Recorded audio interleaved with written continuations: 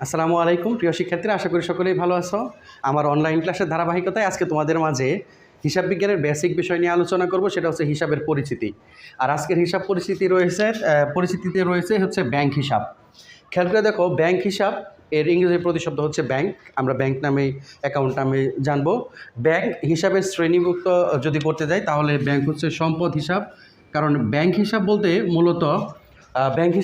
মূলত আমাদের bank account যে থাকে, এই অ্যাকাউন্টে যে জমা টাকা, সেই জমা টাকাকেই ব্যাংক হিসাব দ্বারা বোঝানো হয়।